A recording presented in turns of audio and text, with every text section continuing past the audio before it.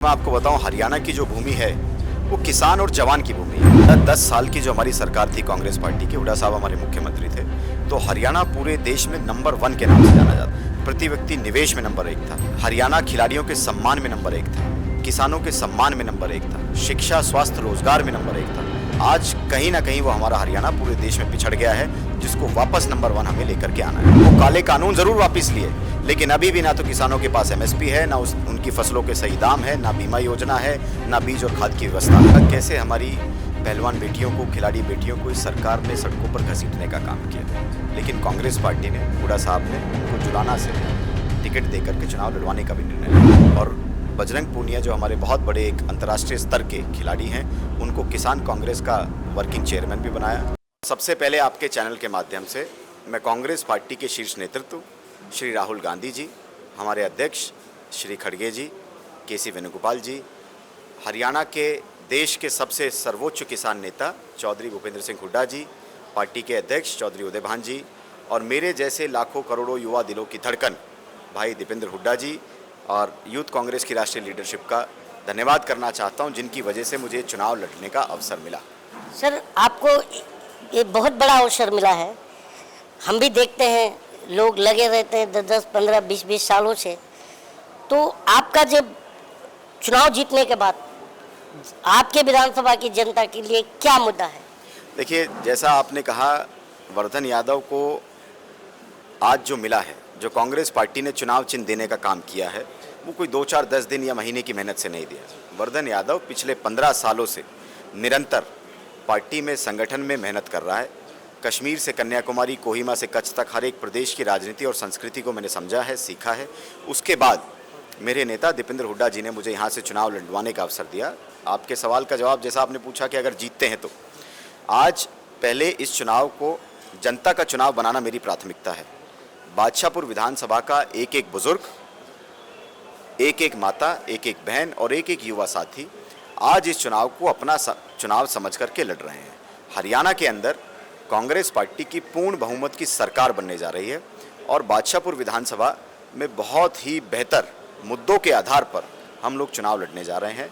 सभी बुजुर्गों का मान सम्मान रखते हैं, माताओं बहनों की दुआओं के साथ, युवाओं के बल के साथ एक बहुत बेहतरीन चुनाव हम लोग लड़ने जा रहे हैं। इसको जीतने का जब अवसर मिलेगा तो जो जनहित के मुद्दे हैं, जिसमें रोजगार एक बहुत बड़ा मुद्दा है, जिसमें सड़क, सीवर, बिजली, पानी बहुत बड़ा मुद्दा है, जिसमें शिक्षा बहुत बड़ा मुद्दा है। 10 सालों में इस भारतीय जनता पार्टी की सरकार ने एक भी सरकारी कॉलेज या विश्वविद्यालय हमारे गुड़गांव जिले में नहीं खोला।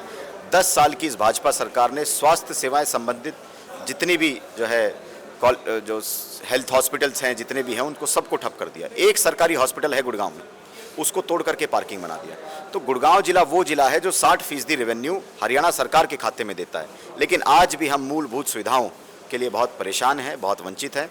इन मुद्दों को लेकर के हम चुनाव में जा रहे हैं। बात हम करेंगे किसान की।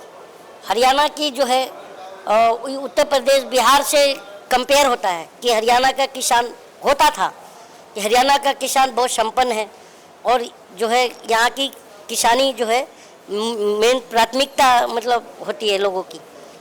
तो आज जो है हमने देखा कि ये खट्टर जी की सरकार थी, तो जब किसान दिल्ली में एंट्री करने आ रहे थे तो उनका हाईवे खोद दिया गया ताकि वो जाए नहीं। तो अगर आप लोग जीत के आते हैं, किसान आपकी तरफ बहुत। मैं आपको बताऊं, हरियाणा की जो भूमि है वो किसान और जवान की भूमि है। जय जवान जय किसान का नारा हमारे प्रदेश से, पार्टी ने दिया भी था। हमारे प्रदेश के ऊपर बहुत अच्छे से समझ आता है। और कांग्रेस पार्टी हमेशा से किसानों के हित की पार्टी रही है और भारतीय जनता पार्टी ने हमेशा से किसानों का अपमान किया है, तिरस्कार किया है, जिसका एक बहुत बड़ा उदाहरण अभी हाल ही में हुआ किसान आंदोलन को आप देख सकते हैं।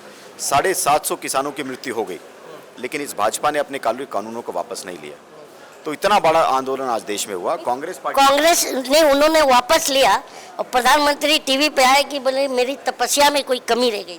नहीं, तपस्या में केवल इतनी कमी रही जो किसान अपना हक मांग रहे थे। वो काले कानून जरूर वापस लिए, लेकिन अभी भी ना तो किसानों के पास एमएसपी है, ना उनकी फसलों के सही दाम है, ना बीमा योजना है, ना बीज और खाद की व्यवस्था है। ये माना जाए कि 10 सालों में प्रधानमंत्री की तपस्या में कोई असर नहीं हो रहा है जनता के लिए। देखिए, तपस्या उन्होंने की है, मैं आपकी बात से बिल्कुल सहमत हूँ, लेकिन उन्होंने तपस्या भारत देश में नहीं की। उन्होंने तपस्या पूरे विश्व में 8,000 करोड़ के प्राइवेट चार्टर में घूम घूम कर एक विश्व भ्रमण के लिए तपस्या की है, अपने देश के लिए तपस्या नहीं की।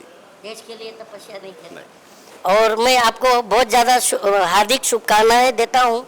आज आपका नामांकन है। बहुत बहुत और मैं धन्यवाद। हम आपको विश कर रहे हैं कि आप जीत के आए और जनता के लिए, जनता के मुद्दे पर खड़े उतरे। देखिए, मेरा काम है 36 बिरादरी को साथ लेकर के, बुजुर्गों का आशीर्वाद लेकर के, युवाओं का साथ लेकर के इस चुनाव को लड़ना। जीत होगी, कैसी होगी, जो भी परिणाम होगा वो सर माथे पर है, जनता का जनादेश सर आंखों पर है। जनता तो इस समय मैं भी घूम रहा हूँ, ये मेरा 5वां 6वां विधानसभा है और मैंने ये देखा, मैं नामांकन के पहले घूमा कि माहौल क्या कहती है जनता।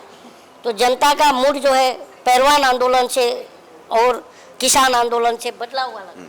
देखिए, निश्चित रूप से पूरे देश ने देखा कैसे हमारी पहलवान बेटियों को, खिलाड़ी बेटियों को इस सरकार ने सड़कों पर घसीटने का काम किया, लेकिन कांग्रेस पार्टी ने, हुड्डा साहब ने, राहुल गांधी जी ने उनको मान सम्मान दिया और बजरंग पूनिया जो हमारे बहुत बड़े एक अंतर्राष्ट्रीय स्तर के खिलाड़ी हैं, उनको किसान कांग्रेस का वर्किंग चेयरमैन भी बनाया।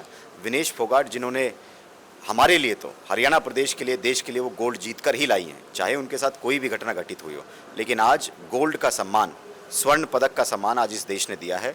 और उसी को देखते हुए कांग्रेस पार्टी ने, हुड्डा साहब ने उनको जुलाना से टिकट देकर के चुनाव लड़वाने का भी निर्णय लिया है।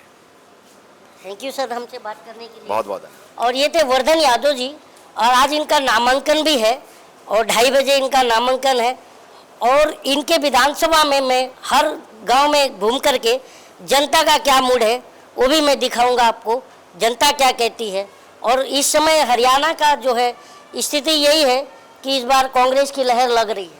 लग नहीं रही है, जनता ने मन बना लिया है। इस जन विरोधी भाजपा की सरकार को हरियाणा से उखाड़ फेंकने का जनता ने मन बना लिया है।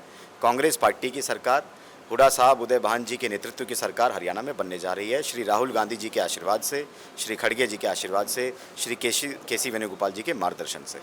तो इस बार देखते हैं दोस्तों, कांग्रेस की सरकार बनती है तो हरियाणा का विकास तो होने वाला है, ऐसा लोगों का भी मतलब सोच है। लोग ये भी कहते हैं, मैंने कई लोगों से बात किया, और जो काम पिछले 10 सालों में कुछ काम नहीं हुआ ऐसा लोगों का भी कहना है। जो काम दिख रहा है वो कांग्रेस की हुई, हुड्डा साहब की। 10 साल की जो हमारी सरकार थी कांग्रेस पार्टी की, हुड्डा साहब हमारे मुख्यमंत्री थे, तो हरियाणा पूरे देश में नंबर 1 के नाम से जाना जाता, में नंबर 1 था, प्रति व्यक्ति निवेश में नंबर 1 था, हरियाणा खिलाड़ियों के सम्मान में नंबर 1 था, किसानों के सम्मान में नंबर 1 था, शिक्षा, स्वास्थ्य, रोजगार में नंबर 1 था।